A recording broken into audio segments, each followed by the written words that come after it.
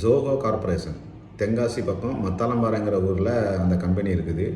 ஒரு IT company இருக்குது அப்படின்னா அடுத்தடுத்து அதில் இன்னும் அதிகமான ஐடி கம்பெனி வர்றதுக்கு வாய்ப்பு இருக்குது. இப்போவுமே ஜோகோ கம்பெனியில் 1000 பேருக்கு மேலே வேலை பார்க்குறாங்க. இன்னும் பல்லாயிரக்கணக்கான நம்ம தமிழ் சொந்தங்கள் வந்து அங்கே போய்ட்டு வேலைக்கு சேரும், வெளி மாநிலங்கள்லேருந்து வருவாங்க. ஐடி கம்பெனியில் வேலை பார்க்குற பெரும்பான்மையான தொழிலாளர்களில் 100க்கு 10 பேர்னு பிடிங்க. அவங்க போக வர அவங்க உபயோகப்படுத்துகிறது வந்து விண்ணுறுதிகள் தான். நம்மளுக்கு பக்கத்தில் இருக்கிற விமான நிலையங்கிறது வந்து தூத்துக்குடி இல்லை மதுரை, சரிதானே?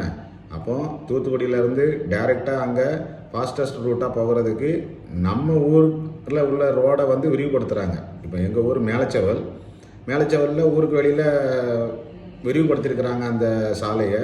அவங்க சாலையை விரிவுபடுத்தினதில் எந்த ஒரு பிரச்சனையும் இல்லை.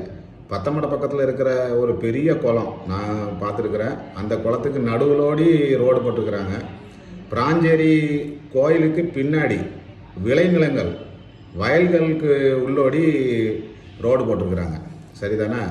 இப்போ தூத்துக்குடியில் இருந்தோ இல்லை மதுரையில் இருந்தோ அந்த ஜோகோ கம்பெனிக்கு போக வர்றதுக்கு 2 மணி நேரம் 3.5 மணி நேரம் டைம் டிஸ்டன்ஸ் காமிக்குது. அங்கேருந்து வர போகிறதுக்கு இவ்வளோ நேரம் ஆகுதே. அப்போ பக்கத்தில் ஒரு ஏர்போர்ட்டை கட்டலாம் அப்படின்ட்டு அவங்களோட எண்ணம் கண்டிப்பாக வர்றதுக்கு வாய்ப்பு இருக்குது. அதுக்கு நம்மளுடைய விளைச்சல் நிலங்களை அவங்க கையகப்படுத்துறதுக்கு வாய்ப்பு இருக்குது. ஏன்னா அணு உலை கேரளாவுக்கு போனதை அங்கேருந்து வேண்டான்னு விரட்டி விட்டதை நம்ம கூடங்குளத்தில் கொண்டு வந்து வச்சுருக்கிறாங்க.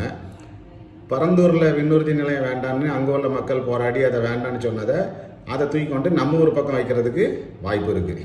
இது ஏதோ தனிப்பட்ட சமுதாயத்துக்கு உண்டான பிரச்சனை, தனிப்பட்ட மதத்துக்கு எதிரான பிரச்சனைன்னு நீங்கள் நினைக்காதீங்க. ஒட்டுமொத்தமாக நம்ம ஊரை காலி பண்ணுறதுக்கு நடக்கிற வேலை. இப்படி ஒரு பிரச்சனை நமக்கு தெரியாமலே அங்கே நடந்துக்கிட்டு இருக்குது. உங்களுக்கு தெரிஞ்சுது அப்படின்னா பாருங்கள். இல்லை இப்படி நடக்காது, நம்ம ஊர் பக்கம் எதுவும் ஏர்போர்ட் வராதுன்னு யாராவது உத்தரவாதம் கொடுக்குறாங்களா, அதை பாருங்கள். இப்படி நடக்காது, இந்த மாதிரி பிரச்சனை நம்ம ஊரில் இல்லை, பரந்தூரில் இல்லை, ஒட்டுமொத்தமாக தமிழ்நாட்டில் எங்கேயுமே நடக்காது அப்படின்ட்டு உத்தரவாதம் கொடுக்குறாரு எங்கள் அண்ணன் சீமான். நீங்கள் அப்படி நடந்ததுக்கு பிறகு நீங்கள் வந்து போராடுறதுக்கு எங்கள் அண்ணனை சீமானனை கூப்பிட போகிறீங்களா, இல்லை அப்படி நடக்காமல் தடுக்கிறதுக்கு நாம் தமிழர் கட்சிக்கு நீங்கள் ஆதரவு கொடுக்க போகிறீங்களா? நீங்கள் முடிவு பண்ணிக்கோங்க. ஏன்னா நாங்கள் இறங்கி போராடுறோம் இந்த மாதிரி நடக்கக்கூடாதுன்னுட்டு. ஆதரவு கொடுங்க.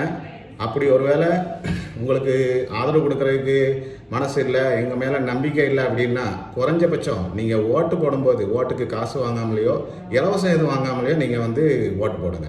ஏன்னா உங்களுக்கு நல்லது பண்ணுறதுக்குன்னு வரவங்ககிட்ட நீங்கள் ஏன் காசு வாங்குதீங்க, இலவசம் வாங்கி ஏன் ஓட்டு போடுதீங்க, அப்படி தானே?